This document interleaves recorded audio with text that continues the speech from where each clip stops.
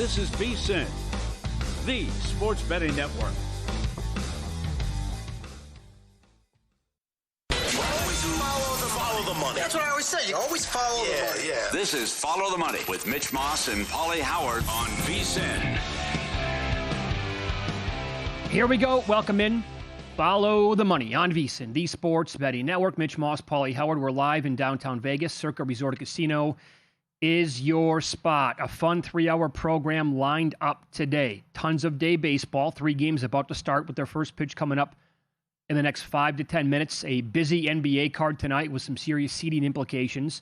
Great guests today on the program, including Jeff Seeley, a full half-hour breakdown of the Masters. Mike Palm in studio coming up in an hour and 15. Zach Cohen on the NBA, and Matt Humans as he'll dissect the Masters as well. We'll get into that several which ways today, including a look at the overall first-round leader. Paul, do you have anything in action as we speak with this, what are we talking about, 6-7 games in action right now in Major League Baseball? Yep. Seattle, Texas under. And Seattle got me good yesterday. Kirby had 1 bad inning. Condolences if you had first 5. Complete game. They cannot hit. It's come on, man. This whole series is an under series. Yeah, Naylor, J-Rod. It's like we started the season a while ago, guys. You might want to join us. Mm-hmm. I mean, how bad they've been. And Seattle just can't hit, and it looks like Texas is going to get them again, where Gore's been good. But again, Seattle has no runs. Bottom of the 5th, 2-0 Texas. And as we said last week, it was a miracle that they had this many wins. 4 losses in a row, all by 1 run. They've lost 6 of 7, 16 total runs. Rodriguez hitting 220, Naylor hitting $104. Yeah. It's a travesty what's going on with Seattle. I mean, we all expected some serious regression from Big Dumper this year. That's an impossible season to duplicate in 2026, but it's like contagious to the entire team. Mm-hmm. Everybody is going to show up to this season and not be ready for it, and they can't hit a lick. I'll tell you, there's no other. Kidding. I think Julio Rodriguez is the most frustrating player in baseball because he's got the talent to be an MVP like almost every single year, be in the mix. He doesn't have an extra base hit. He'll just go in these slumps for weeks where it's like, what are you doing at the plate, man? Mm-hmm. And it's infuriating. Uh-huh. The Dodgers right now are $1.35 or so to win the game up in Toronto. Has not, by the way, another team here. Bad start to the season for the Blue Jays, and in fact, they just got one. So the lines are changing as we speak. No. Blue Jays just got one off Ohtani right now in the 3rd. They lead 1-0, and they have now flipped to the favorite, about $1.63 at DraftKings. Okay, so that ends Ohtani's scoreless streak. Going back regular season, that was 24 2/3, and that's why he's the best thing going. He's reached base 43 in a row. If you had the walk, you cashed right away. And they finally got... Is that Springer, too? Because Springer has owned him. Springer started off the game with a base hit on him. Springer has incredible numbers against him. Mm-hmm. But you are correct. They've lost 6 in a row, 11 runs the last 7. And they've had plenty of issues here, too. And we'll see now Springer 10 of 18 career against Ohtani. All right, so here's one observation, like the second, 3rd week now of baseball, that I think is going to be evergreen throughout the entire year. The Rockies are clearly not as bad as they were last year. Oh, no way. And when they were they the runaway team with the worst ROI last year, or do we have a good team that was actually close to them? Because they were just on pace to be the worst team in the history of the sport. Yeah, if they win, they're 6-6. They got their 6th win last year in their 31st game. Look at this. They're up 4-1 now on the Stros. The Stros were clanging and banging going into the series. They might get swept. Mm-hmm. And they had that one good, the very first game of the series. They scored a bunch of runs, lost the game, didn't do much yesterday at all, and already down 4-1 in this game. And I know Freeland is a longtime vet of the Colorado Rockies. He was good yesterday, but they appeared to be much improved, and I think maybe a team where you can... I haven't bet them yet this year, but I wanted to let it breathe for a minute. And clearly now, for those of you who entered the season thinking the Rockies were going to be improved in betting on them, well, you're killing it at this point. Yep. And I think this is probably going to linger for a little while. Great story. I had to take, I wanted Aaron Nola today. I thought I had to take Aaron Nola. The game's on the 2nd inning. Hard to believe. Philly hasn't won a series in San Francisco since 2013, and this is the rubber game. Wow. They should get to Molly. I think they can get enough off him. And another observation in a game that's just starting, I would wait and just do in-play with Washington and St. Louis. 19 of the 28 runs in this series have been scored in the 6th inning on. And it's ugly for Michaelis. Oh, boy. He's got an ERA of 15. Well, they left him in for 11 earned runs in this, last start? Yeah. No good. We also have Braves-Angels coming up. Oh, how about last night? Well, Holmes against Detmers. Donnybrook. So the craziest thing I think about that brawl, and Soler owns Lopez for what it's worth. Like, it's only a very small sample size. Did you notice that in that brawl, Lopez, for the Braves, held onto the baseball the entire time? And when he tried to whack him in the head with that fist and the punch, he still had the baseball in his head. And then when he was removed or like pushed aside, he still had the baseball in his hand, gripping it. And was he going to throw it at somebody? Did he want to chuck it at Soler's head and hit him? But why did he grip it? I mean, he had this absolute steel, death grip on it. Mm-hmm. I was focused on Walt Weiss, who took down Soler, and the guy's apparently a black belt. Mm-hmm. What a move. Pretty good. Technique, it's like Del Toro in one battle after another. Courage, Bob. Courage. It was an incredible textbook takedown by the little fella. Excellent. So we could expect fireworks tonight. But Angels off to a good start. And that's a lot of surprises and a bizarre season so far in MLB with a lot of teams that aren't hitting. And it continues for Detroit. A lot of unders in these games. Yes, that's true. The weather's supposed to improve in Minneapolis. You want to get there with Valdez on the road? They're 2-0 when he starts. They're 2-7 when he doesn't start. Yeah, I mean... No help for Skubal, and he got a little bit roughed up Sure he did. Too. Sure, a little bloody in that game. Yeah. So there is a game opening pitch coming up here in a few moments. We'll tell you about the Opta AI stats at VSiN.com because they're hot and heavy on this game. It's D-backs at the Mets. Nelson takes on Peterson. The Opta AI K-props at the website. They like Peterson quite a bit. They project him for 5.05 Ks in the game. 5+ was around plus 125 earlier. They have a 12.4% edge on his K-prop to the over. They made that number minus 132. They also project Jose Fernandez, the rookie shortstop for the Diamondbacks, 2+ total bases they really like at around plus 220. They project 1.76. They made the number minus 111. And also 2+ hits, runs, or RBIs. At plus 145, they project 1.94. They made that number minus 137. And Opta AI, the numbers there, they like the total bases for the Franciscos, Lindor and Alvarez for the Mets. There is this from Steve Makinen. The Mets are 27-10, plus 15.6 units last 37 games against the Diamondbacks. The ROI on that trend is plus 42.3%. They've been very good against this team. Peterson about $1.30 here at Circa now. Okay. I did not love the card that we have coming up a little bit later on. I'm going back to my one winner yesterday in pocket was Schlittler with the K's over. He barely got there, but he did. I'm doing it again with Will Warren. I played over 5.5. It's a very doable number. You can find like minus 108 on the over, minus 110 in that range against the A's. But they were game last night in that contest. Condolences on that one. Yep. 3-1, bottom of the 8th. Totals 8-4 spot. Yankees cover the run line and you push on the total. Mm-hmm. Not as bad as Miami, though. Just well, that's absolutely disgusting for sure. 2-0 in the 9th. Forget about winning a game. A game goes over. Mm-hmm. 6-3 final. Nuts. So we're watching the par 3 contest right now at the Masters. We'll be live on the air tomorrow during the first round. And, several of these guys near the top of the leaderboard have been very popular all week long, one of which would be Cam Young. Extraordinarily popular this week. Last check here at Circa, he was down around 19-1. Here is Kelly Bidlin on the great podcast here at VSiN called Long Shots, explaining why he's on Cam Young at the Masters.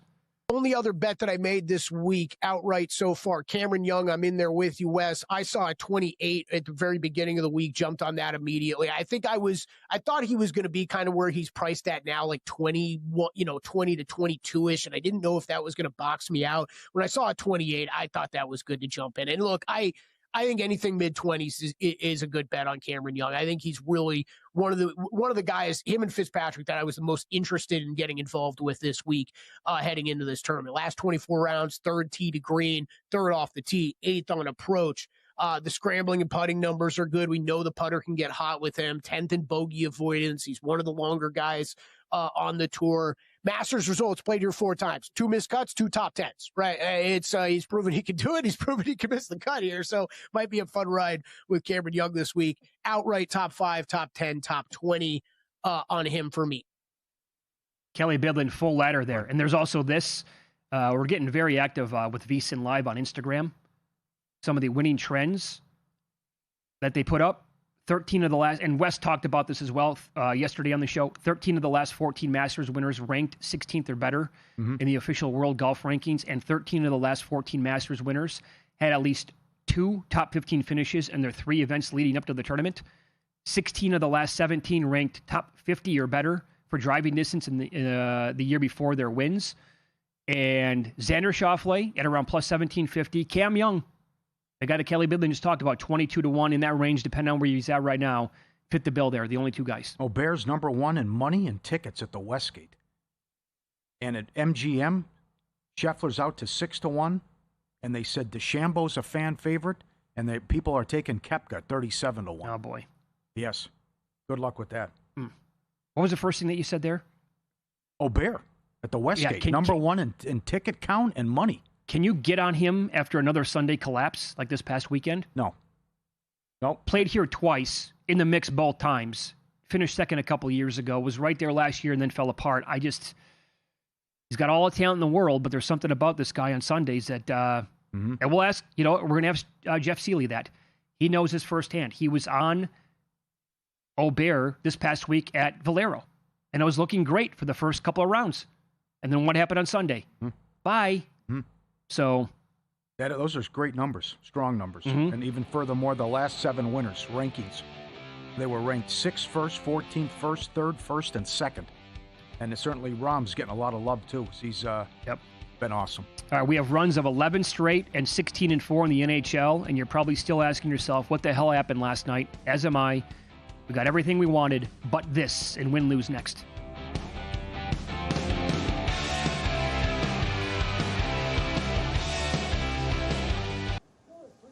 Who's your friend? Oh, this is AI sports betting bot 3000. Watch this. Hello, bet $100 on Chicago. Great idea. Too bad Chicago's not playing. You just passed the test. Put it on New York. You know their goalie just got injured. No. Automated bet tracking, community data-driven insight. Download the app free and bet smarter with Juice Reel. Good robot.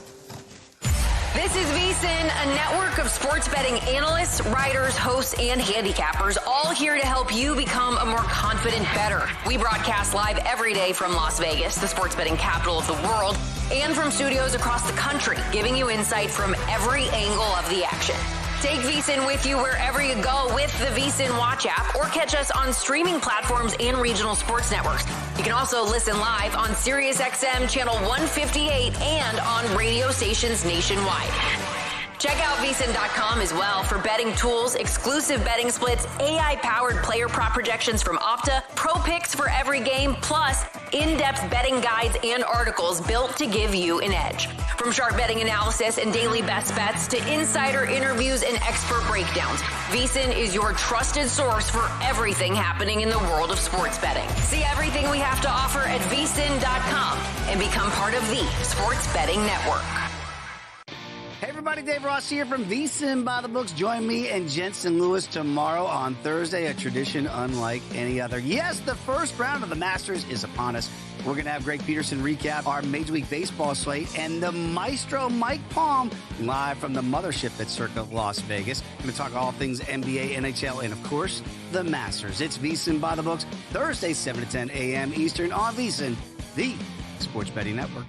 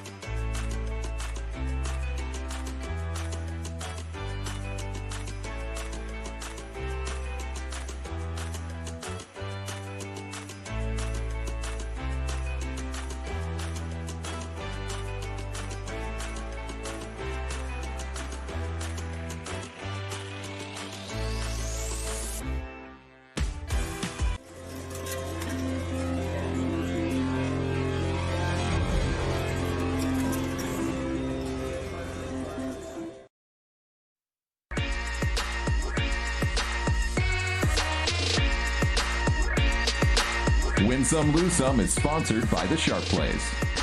Were you a winner last night? Wow, winning. Or was it a rough one? Well, they can't all be winners, can they? Loser! You're a loser! Paulie Howard recaps the night in sports betting in Win Some, Lose Some. NHL, Mammoth do it again. 11 first period overs in a row and a great comeback win against Edmonton. Kraken 16-4, first period overrun. Favorites went 8-1 straight up, and favorites in the NBA 9-1 straight up. Raptors +1 to -2.5 blew out Miami. Miami locked into the play-in and likely the 9-10. Thunder 14.5 up to 18. No sweat against the Lakers. Subscribe, be part of the team, VSiN.com. Our radio and podcast friends, you always want to see these tweets and videos. At Paulie Does Vegas on Instagram. Send them in, we'll put you on. This guy is digging in the dirt. The other one's giving the dirt CPR. I've never seen this move before with the guy on the right. Yeah, they're looking for something. The guy on the left's got his nose on it, and he's picking up on something. And the other guy's, I've never seen that move as he's trying to help out. And that's a hell of a dance move. It is, yes. It is very good. That's incredible. Lose some, the Jazz from 11 down to 6. No shot in that one. And plenty of bad beats. The A's +240, under 8, and +1.5 runs. 3-1, bottom of the 8th. Yankees win 5-3. Marlins and under. The total was 7. 2-0, top of the 9th.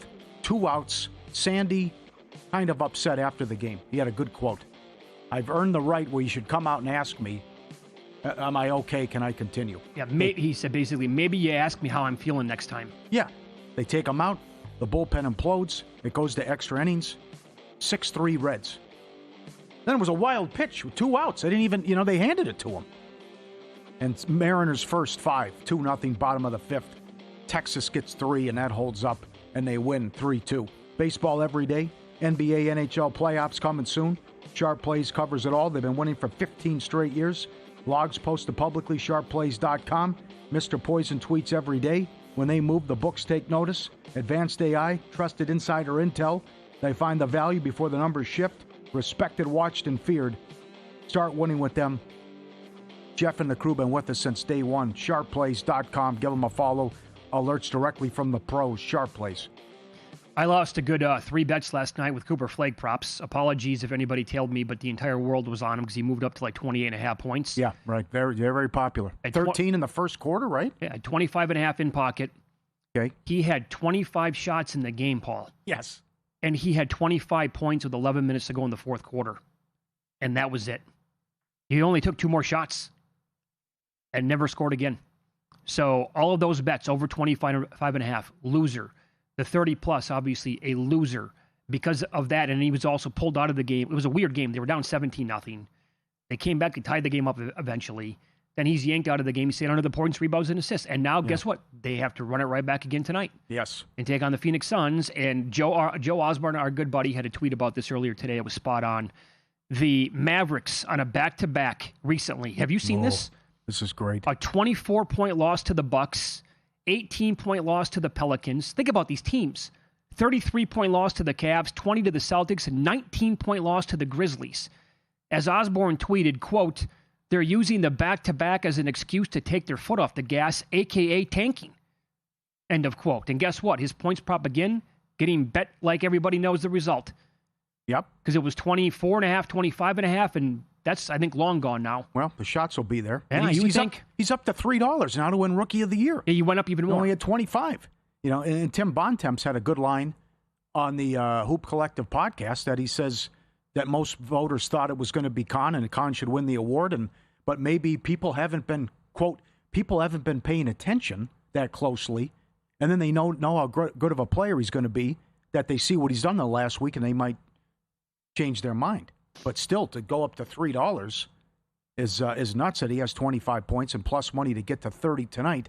Did have 7 rebounds, and the Suns know what's on the line. They lost. Houston won. Houston's in. Minnesota clinches a playoff spot. The Suns just trying to lock down the 7th seed. So they know where they're at, and they're going to open up against the Clippers or Portland to start next week. Yeah, I would say this on the Rookie of the Year thing. I don't want to beat a dead horse, but the Mavericks, again, their win total was 41.5. They are a projected borderline playoff team. This is nothing against Cooper Flake. The guy is obviously going to be a really good basketball player, and he's had a hell of a rookie season. But they have not and I would say this, he hasn't played in a meaningful game yet in his entire rookie year. Yeah. There's one, well, there are several reasons, but Con Kneppel is absolutely a major reason why, when they took him that high in the draft, the Hornets are where they are. And they almost beat the Celtics. They led pretty much the entire way until, mid-fourth quarter. The Celtics came back to get him, and they covered in that game last night. They had a chance to still win that division. Now what? It's dead, right? They can't win their division. I can't imagine. They have to win out. Magic number's 1. Yeah. Lando's magic number. There you go. So, but he's a major reason why. Their win total was 24.5. They had a chance to double that, by the way, and a chance to win their division, and they're going to be a play-in team or a play-off team. Yeah. So, if that factors in, you can't ignore that. I mentioned this earlier in the week, and the game is here. Cavs are up to 2.5 at home against Atlanta. You know, we were on this, and a lot of listeners had it 2 years ago.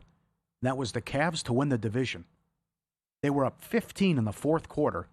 So if they won, the final game, they won the division, they pulled everyone because they wanted to play Orlando. And they put in 2 centers, and they blew the lead and lost the game. Got Orlando, won the series, and then lost in the second round. Why I say it, because this organization can do it again here. They can pick their seed, and they can pick their opponent. Tonight and Friday, they play Atlanta. If they lose both, they will be the 4 seed, and they will play the Atlanta Hawks in the 4-5 game. It's right there for them. Maybe it's an in-play, see if there's shenanigans. It appears they're going to play some guys. Atlanta's playing good ball. The magic number 1, as we mentioned.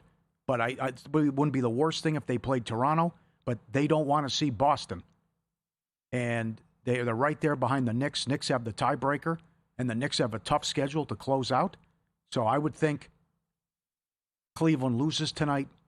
They lose at Atlanta Friday because they play the Wizards Sunday, and that's a win. I don't care who you put out there. You're going to beat the Wizards. So I would look at this in play, and I would think Atlanta wins these next 2 games, and that's your 4-5 matchup. Well, I know the organization well. So here's what the official injury report looks like tonight. Hawks are pretty clean. The Cavaliers, Donovan Mitchell is questionable. Jalen Tyson is doubtful. Dean Wade is also questionable. And yet they're up to 3. You know, they're playing it. They are 18th in defense since the All-Star break, and they've been bad guarding the 3. Hello, the Memphis game, as they tied the NBA record. Mm-hmm. So maybe it's bombs away with the Hawks tonight. Look at these points. Denver's 23.5. Is that a record?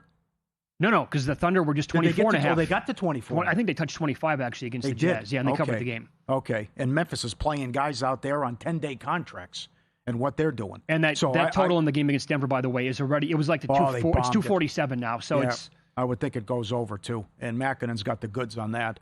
When Denver plays bad teams, it's I think it's a 14-2 overrun. So Denver trying to lock down the 3 seed. I can't believe they got a money line up on the game. Memphis, they did lose to Memphis, though, in Memphis. I know. But Memphis is 16-1, and Cade's back. How about that? Pistons laying 20.5 at home against the Bucks. Everybody out from Milwaukee again. That's right. And the Timberwolves, that line went from 3 to 10.5. Minnesota is the 6th seed. And Minnesota's sitting everybody tonight on a back-to-back, and they know that they can't play any. They know what their status. They'll be the 6th. I got an alert from our buddy Weston as soon as the news came out today on that game that it's official. Like they're sitting Gobert, Edwards, DeSanmu, Conley, McDaniel's questionable. Randall's out for this game. Right. Heavy props tonight on Dante DiVincenzo. Oh, really? He's going to go Bones Highland as well. Okay, good. But I played double-double at 22-1, and I played first quarter points over with Dante. I like it. At over 3.5 plus 125. Yeah. Big for Orlando, too. They have now passed Charlotte and trying to get the 7 or 8 seed there with the Magic. Yep. Easy schedule to close. Tough loss for the Buzz City Killers last night. Oh, man, I could taste that last night when they were leading the entire way. Yep. Couple 8-0 runs by the Celtics. Tough. I like Portland tonight. Portland plus 3.5. No Wemby, no Castle. The OKC Magic number to get the 1 seed is 1. They're on a back-to-back, but they're 7.5 against the Clippers. And Portland just blew an 18-point lead in the fourth quarter at Denver. Kamara's been great. They did a ton of threes. They beat the Clippers last time. It's right there for Portland now to get the 8 seed. They beat San Antonio. They get a Clipper loss. They play the Clippers at home Friday. And then they close with Sacramento.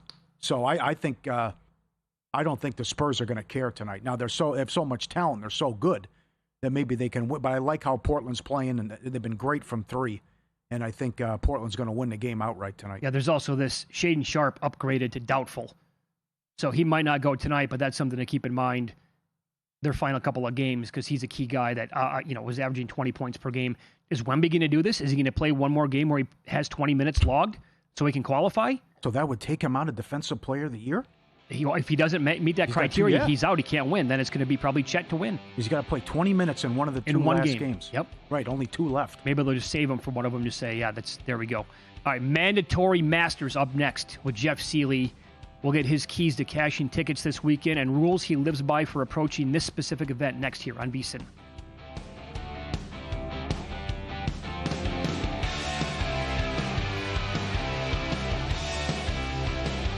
As sports fans, we may cheer for different teams, but there's one thing that we can all agree on. We want the game to be big.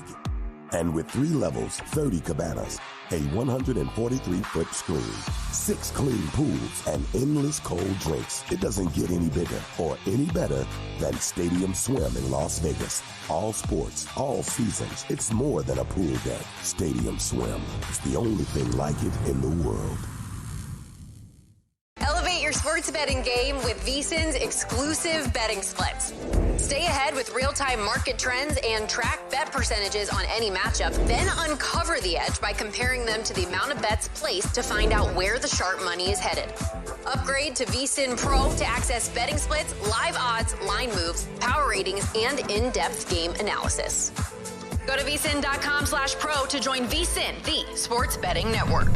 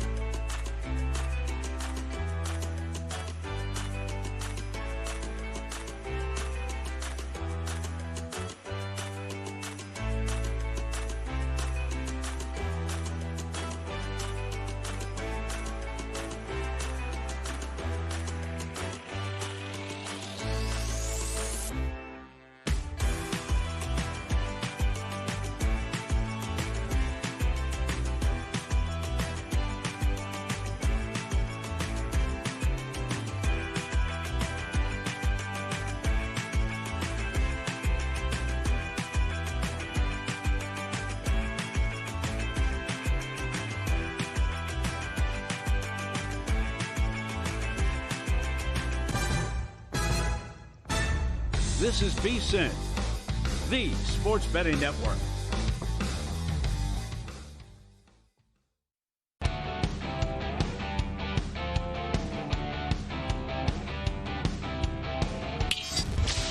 This is Follow the Money on VSiN. Mandatory Masters here. Jeff Seeley joins the program. Has every week for a long time, like running on 6 years now, to talk about the PGA events on tap for that given week. You can follow him on X at Cupmaker Jeff, and the Cupmaker podcast is what he titled it as well, and that's available now for the Masters as well. Hey, buddy, you're joining us here on the Progressive Guest Line. Here's the plan of attack. In about 15 minutes, we're going to get into your outrights and your placements. Here we'll do a bunch of props, matchups, some DFS. We'll compare that to like the VSiN High Stakes Challenge at Splash Sports as well. And I'll begin by asking you this. What are some rules that you've been betting this for a long time, rules to live by for specifically betting the Masters would be what?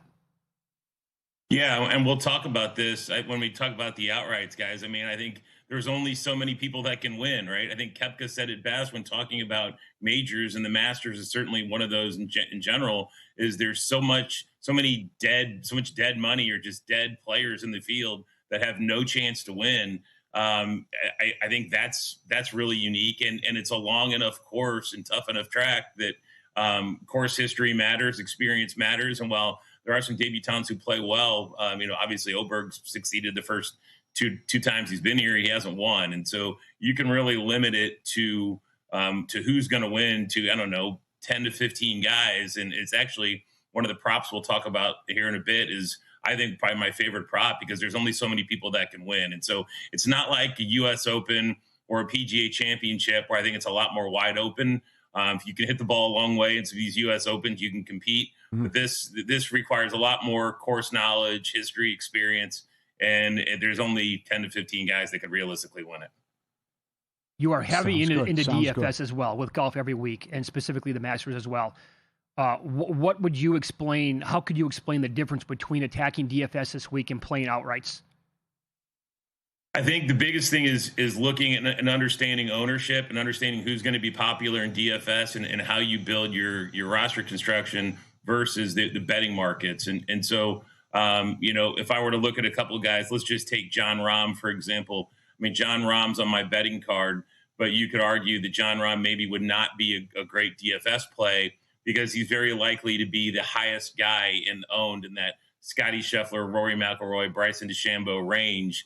Rahm's going to be the highest owned guy. And so you have to think about ownership and take that into account, because if you have the same players as everybody else, that doesn't do you any good. You don't have any leverage. So it's okay to take a few guys that are going to be popular, but you've got to find some guys that are going to be wildly under the radar as well, which is much more difficult to do. So it's the kind of art of, like, for a good example, is like, I don't think Colin Morikawa is a good bet this week, but I could see playing him in DFS as a very low owned guy who, if his back is okay and somehow he goes on a good run and wins, that he's going to be 25% of the ownership of a Jon Rahm. So you got to take a lot more game theory into play when playing DFS than you do obviously just betting outrights and placement markets in the golf streets. This has become a popular prop on social media, and I know you bet it as well. Can you explain the prop for winning score, all 4 rounds? Yeah. So again, you look at, I think it's 274.5 or 275 around there. You can look at, okay, what do you think the guys are going to shoot every round? Kind of 12 under-ish, 12.5 under, 11.5 under is where it is right now. I like the over in that. I saw a bet at plus 365, bet 365, where you can bet 275 to 278, meaning the total winning score. So basically between 8 and 11 under, plus 150. I like that bet. I think it's going to play really tough tomorrow, a little bit tougher on Friday. And think about this as you're going throughout the course of the weekend, guys. They set it up easier every round. And so when you're thinking about birdies, you're thinking about various props like that. No, it's going to play its toughest on Thursday and its easiest on Sunday. And so depending on how books handle this, they generally don't do as good a job as they should as looking at the pins and understanding that. They just say, hey, guys haven't been as successful the first couple of rounds. So certainly something to look at on Saturday and Sundays. Things get easier. I would look to play my birdie props over on Saturdays and probably under on Thursday. Okay, very good. Now, where did you find this prop? And you have a lot of them that you're going to attack it with. I think this is very creative. Lowest round one score of any live player. Who'd you play there, and where'd you find that? Yeah, so I found that at DraftKings, and the thought here is, and this is kind of a boom bust scenario, and I'm playing some of this in DFS too. Is I played Cam Smith at plus 810 because look, if his short game is elite, like arguably the best in the world, chipping and putting, absolutely elite short game. His concern has been his driver, his irons to a lesser degree, but certainly his driver. All reports are that his irons look really good, this week thus far, and then he's figured something out with the driver. So at 8-1, I'm willing to take a shot. It's one round, right? So the first round low score. I know the short game's going to be there. If he can keep the driver in the fairway and get the irons anywhere close to the green, I have a ton of faith in his ability to get up and down in what should be tough conditions. I mean, you could easily play John Rahm or I guess not Patrick Reed anymore. You could play John Rahm in the same spot, maybe a Bryson, but at 8-1, I really like Cam Smith at that price. Okay, you mentioned this earlier. First time major winner, no minus 170, 2 units. Yeah, guys, I mean, it's just that. I mean, the only guys who are at the top of the board who can beat you, in my mind, here is Oberg, Cam Young, Fleetwood, and Min-Woo Lee. So you're basically laying 172 that one of those guys don't win. I mean, if Scotty, Rahm, Bryson, Rory, Xander, Matt Fitzpatrick, Hideki, Morikawa, Rose, Koepka, Reed, Spieth, JT, just go on and on and on. Any of those guys win, you win. I just think this is a super short number. I mean, there's so many guys, so many ways to win and so few ways to lose this thing. I love this prop. Minus 172, I think, is more than fair. I've already bet that, and that's one again, it goes back to there's only a handful of guys that can win here. I guess I like Oberg, I like Cam Young, I like all those guys. We'll talk about them later, but I'm certainly, if you're going to give me all of those other guys and only laying minus 172, I'm going to take that all day. I think it's a great prop. Okay. All right, this is a fun one as well. How about most eagles? This is for the entire tournament. Who'd you go to war with here? Yeah, guys, Jake Knapp leads the PGA Tour in par 5 scoring average. He's an Eagles machine, right? And when you're going to make eagles on par 5s, to get Jake Knapp at 55-1, I think is amazing. You're getting the best par 5 scorer and at an amazing price. So yeah, I bet down on DraftKings. Most eagles, Jake Knapp, 55-1. I think that's a great price on a guy who's having a phenomenal season. How about top Asian? Yeah, top Asian. I'm going to be on the Sungjae Im train this week a little bit, and I'm kind of a believer in his comeback. If you believe in course horses, this is your guy. I mean, he was T2 in 2020, T8 in 2022, T16 in 2023, and T5 last year. With Hideki struggling with his driver as he has been, Siwoo's ability to put his way out of any tournament. I'm a big fan of this price on Sungjae at 4-1. Been battling a wrist injury that he's been coming back from, but he was crushing through 3 rounds of the Valspar. Shows that he's back healthy. I think 4-1 is a good price on Sungjae here. I'm certainly interested in him. Just if nothing else for course history. Two matchups. Is this an indictment of Koepka or more of a bet on Pat Reed? Reed minus 120. Yeah, it's more of a bet on Pat Reed. I mean, with Koepka, he's not going to be on my outright card this week for the first time in a long time with the Masters. I'm taking a wait and see approach. He was talking about having a cracked driver head and that being some of the cause of some of his driver issues. I want to see a good full round with the driver, and I want to see some decent putting. If I see some of that, then I'll bet him, Friday or something. But it's really, really tough to bet against Pat Reed here at minus 120. I think it's a great price against Koepka. And then I mentioned Jake Knapp. I like Jake Knapp a lot this week as well. Cantlay. I mean, there's some people who like Cantlay, but I do like Jake Knapp as a matchup over Cantlay. Minus 110. I bet that as well. All right. Outrights and placements coming up in about 5 minutes here. I think a live golfer. In fact, I have outright bets on 2 live golfers, DeChambeau and Rahm from a couple of weeks back. And you found another good prop here. Number of live golfers to make the cut over 6.5 plus 125. I would love to bet that as well. But can you name names here? Like, can you rattle off like 7 plus that are going to make it? Yeah, I mean, this is more that I think, and this is kind of one of my anecdotal, but I think DJ can make the cut. And so I say that because I'm counting on DJ to make the cut. If I I go through here and I'm looking at this. So I think Rom can make it 1, Bryson 2, Hatton 3, Cam Smith 4, and then I have DJ 5. Bubba Watson, I think, can make the cut at 6. And then it's can Carlos Ortiz or Sergio or Tom McKibben make the cut? One of those final few. So certainly, I think I think there's 5 that are locks, and then you need to get a little luck with some other 2. But getting it a plus money, 120 plus 125, I like that bet. Very good. That's Jeff Seeley. You can follow him on X at Cupmaker Jeff. The Cupmaker podcast is out now. He's going to stick around for one more segment. We're going to get into his outrights to win this bad boy, placements as well, coming up on Follow the Money. It's VSiN, the Sports Betting Network.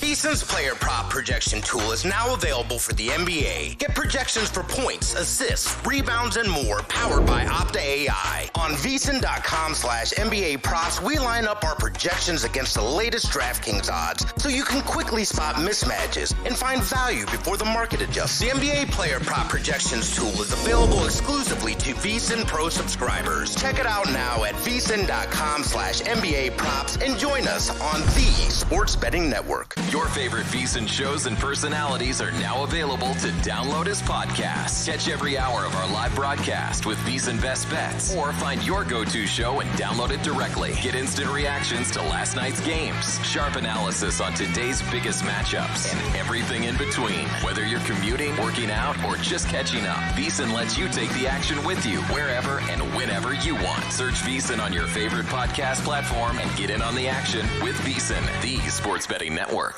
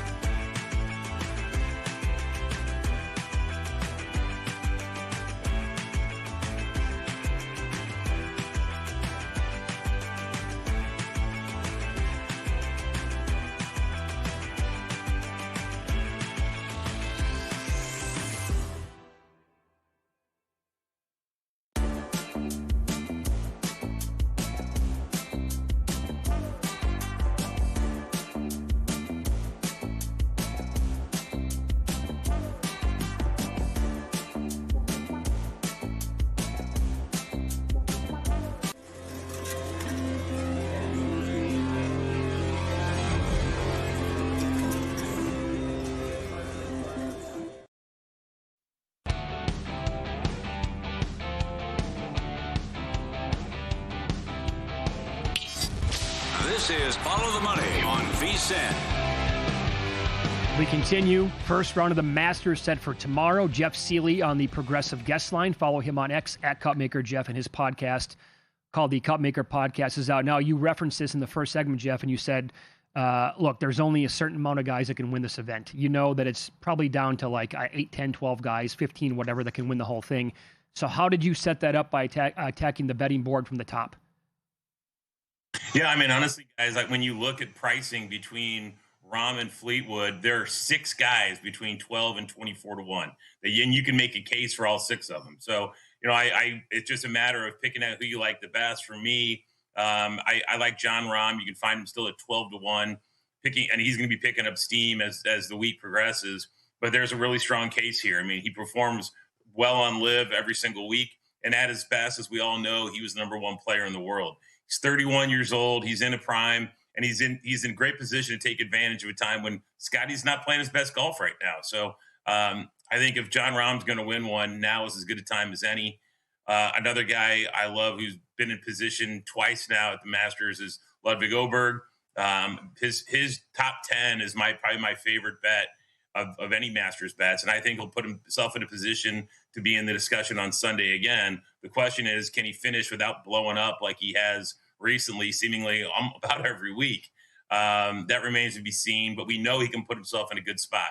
Finished second in his first appearance, 7th last year. His form certainly indicates that he can do it. He grades out 5th in my model, but when you factor in course history, he's a very easy bet this week. And then hold on. So guy, let me hop in here real quick then. So I want you to explain that, then expand on that bet that you made with the prop bet in the first segment, where you laid $1.72 on a first-time major winner, and he's in that group. But yeah, you're going to sprinkle on him here a little bit as well. Yeah, I think again, I think that's just it. It's almost a little bit of a hedge against that. And part of it is too is as strongly as I feel, and this might sound kind of counterintuitive, but as strongly as I feel about Åberg's top 10, and I'm going to bet a little bit on him to win. I think he can, but for whatever reason, he's struggled lately on Sunday coming down the stretch. Sure. It's happened again and again and again. So until he does it in one of these majors, it's like Tommy Fleetwood a little bit, right? How long did it take him to break through and win an event on tour? I think I want to see it at Åberg first. I'm going to continue to bet him top 10. And I'm going to have a little bit on the outright just for FOMO purposes. But no, I certainly like him top 10, but I like that other bet a lot more, to be honest. Is Schauffele under the radar? This is incredible. He's finished top 20 every time at the Masters in his great course history. Yeah, that's just it. And I think given everybody else around him, he is a little bit under the radar. I mean, back-to-back top 5s. In his last 7 trips here, he has 2 top 5s and 3 more top 10s. He plays very, very well here. His biggest leak is his short game, which is pretty average. But aside from that, I mean, there's nothing not to like about Xander. I like him a lot at top 5. You can find him 3 to 1 or so top 5. I think he's also a great each way bet if you can find the each way markets we've talked about before. So I like him top 5 at 3 to 1 or an each way bet. And I definitely have him in the outrights. And actually, I may take him in that pool, the VSiN pool on Splash Sports here. He may be my pick in that section. You also like Cam Young, 22, 21 to 1? Yeah, guys, again, and I hate to keep talking about guys at the chalk at the top, but Cam Young is just too good to pass up right now. I'm another guy who hasn't won, but I actually would favor him to win over Åberg just because I know he can. There's 2 top 10s and 2 missed cuts here. And to be honest, if his short game had been a little better, he may have made a run at it in 23 and 24. Lost strokes around the green in 3 straight trips here, but his short game was very average coming in right now. Other than that, he profiles extremely similar to Xander at really a better price. Ball striking's been phenomenal, and he's actually gained a half a stroke with the putter over his last 100 rounds. So I like him top 10 at about 2 to 1 or so is my favorite way to play him. But I'm certainly going to have some outright on Cam Young. And Matt Fitzpatrick, guys, 24 to 1. You can find him right around that range still. I think he is going to be probably the most popular DFS play this week. We talked about DFS, comes in ranked number 1 in my model, ranked inside the top 12 in every single metric that I measured this week. His last 6 events, he has a 9th place of the Waste Management, a 2nd at the Players when he sort of melted, and then a win at the Valspar to go with 3 more solid finishes. Over his last 2 events, he's gained in every single measurable category. This is the best form of his career. And people may not realize this, but he's played in 10 Masters already, guys. This will be his 11th Masters. So his best finish was T7 back in 2016, followed by T10 in 2023. I don't see any reason why he can't win this week, but you can get him top 10 at 2-1 or so. I would start with that bet and then put a little on the outright and Matt Fitzpatrick as well. But I think he's a guy that's a much better bet than he is a DFS play this week. All right, let's work our way down the board a little bit. Make your case here for Min-Woo Lee, who has been in really good recent form. He has, and he's been pretty average on his 4 trips to the Masters with 1 finish inside the top 20 to go with 1 miscut. However, guys, as you mentioned, his recent form has just been spectacular. He's in the last 6 months, he's teed it up 8 times. He has not missed a cut. He's gained off the tee in every one of those 8 trips, and he has gained with a putter in 5 straight as well. So he has 4 finishes inside the top 10. His worst finish is T38. Finished T3 in Houston just a few weeks ago, where he gained in every category across the board. Again, another guy you can actually find him at about even money at top 20, including ties, which I think is a phenomenal bet. I'm all going to be on that for sure. Another guy who I think is going to be wildly popular in DFS. I think if you're an attack Min-Woo, the best way to do it is through the betting markets. Love his top 20 price, and I'm going to have a little on the outright just because he's a guy who could win this.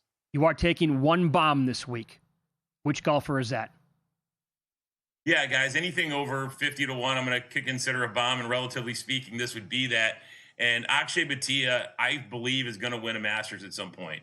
If he does this week, we're not going to see him north of 50-1 ever again. His Achilles heel and his argument against him at Augusta is that he really doesn't gain a ton off the tee. His driver is not good. It's not bad. It's literally exactly average. His strokes gained with the driver is 0. It's not negative. It's not positive. It's 0. It doesn't hurt him. Doesn't help. What has helped him a ton lately has been very solid iron play, and we all know about the putting, whether he's anchoring or not. Say what you want. He's putting extremely, extremely well. His form's fantastic. Win at the API, 2 more top 5s, 2 more top 20s in his last 5 events. So you could argue that he has the best form of anyone in the field coming in. He's a lefty, which fits that very popular Masters narrative. He's made the cut in his 2 prior trips here. If his ball striking stays the way it's been, I can see him make a top 20 pretty easily. He's plus 140 in the top 20 markets, and I'm going to have some at 50-1, 55-1 or so, just in case he breaks through and I lose my other bet. But I do like Akshay. Of anybody over 50-1, he's my favorite. All right, buddy. Great analysis as always. Thanks so much for the time today. We appreciate that, and go get him this week, okay? Thanks, fellas. Good luck. Yeah. For more of Jeff's thoughts, his Cupmaker podcast is available now wherever you get your podcasts, and we thank him for joining us here on the Progressive Guest Line. Good picks. It's that would be a good leaderboard, huh? That's right. Masters is almost here. And if you think you know the field better than your average bettor, time to prove it. The VSiN High Stakes Masters Challenge on Splash Sports. $500 entry, $100,000 guaranteed. Fantasy tiers contest built specifically for golf bettors. You draft 6, 1 from each tier of the field. Your top 5 scores count. Lowest combined score across all 4 rounds wins. Worst golfer gets dropped automatically, but miscuts carry an 8-stroke penalty. Entry closes April 9th, 8 a.m. SplashSports.com/VSiN. Code VSiN for a 50% deposit match up to $100. A free $20 quick picks entry and 100% quick picks boost. SplashSports.com/VSiN. Code VSiN. Get in there. At last check, we had a little bit more than 50 entries remaining. And again, there are 6 tiers here to pick from. And this is where it's comparable to like DFS, right?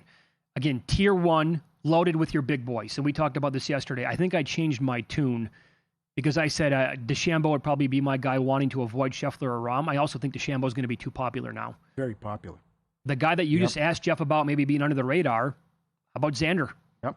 In this group, I think Xander's going to have a low ownage percentage there. Great course history. I would throw Rory out. So would I. Defending champs do not play well here, and only 3 of the last 20 have made the top 10 following year. I think Cam Young's going to be a little bit too popular as well. Uh-huh. I think people are going to avoid the guys that I just talked about and get on him. So I'll stay away there, and I think X-Man's going to be pretty much underrated there. What do you think about Koepka in tier 2? In terms of overall no, I don't want him, but in terms of overall popularity. Do you think out of that entire group he'd be popular? It's Pat Reed. I think Reed and Rose, definitely Rose. For sure he will be. Rose, yes. In that group, well, there's Min-Woo Lee. Maverick McNeely's probably going to have the lowest percentage, but I think Henley and Matsuyama at the top also people might try to avoid. Again, a little bit more than 50 left last check to get into that Splash Sports Masters High Stakes Challenge. Up next, we're going to dive into basketball. We'll tell you which team has gotten blasted in this spot repeatedly in recent games coming